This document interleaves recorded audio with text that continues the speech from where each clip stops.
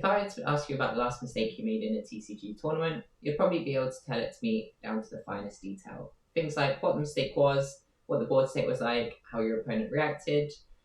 Mistakes happen in TCGs, and it's about how we overcome those mistakes, otherwise they can become problematic for us moving forward into the tournament. Today, we're going to be talking about mistakes and how to better overcome them.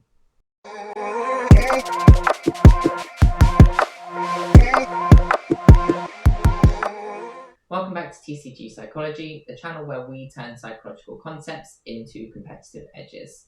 My name is Miles Cassidy-Rice, and today we are talking about mistakes. Now, mistakes are a part of TCGs, and you're almost certain to make mistakes at some point during your competitive gameplay. It's something that we will have to deal with, and those moments after a mistake are vital for us moving forward into a tournament. If we're unable to deal with that mistake effectively, then we're going to experience an increase in stress and anxiety, and this will become problematic for our tournament moving forwards, as it will most likely lead to a reduced performance further into the tournament. Stress and anxiety can lower our brain functioning, which is obviously detrimental to us in TCGs because we need our brain to be functioning in order for us to make the right decisions at the right times. We can also get stuck in a loop where we continuously make mistakes, which continuously increases our stress and anxiety, which can be the difference between us winning and losing those key games in TCG tournaments.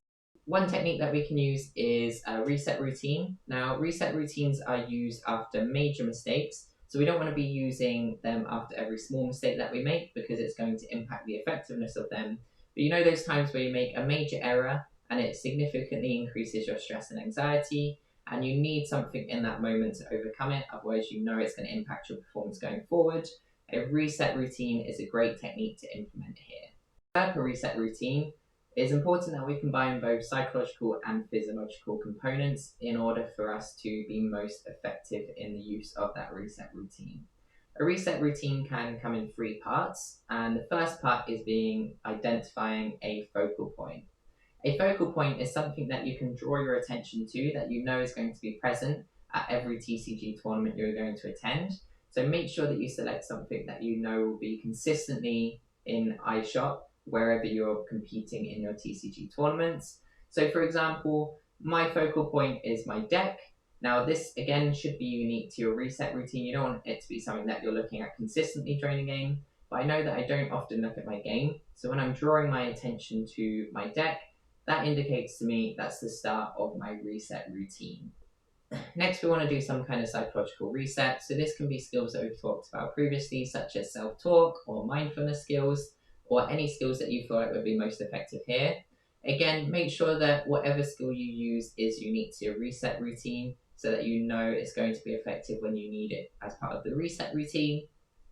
The mental skill that I use is to use a deep breath to psychologically reset myself in those moments. So I've identified my focal point of looking at my deck.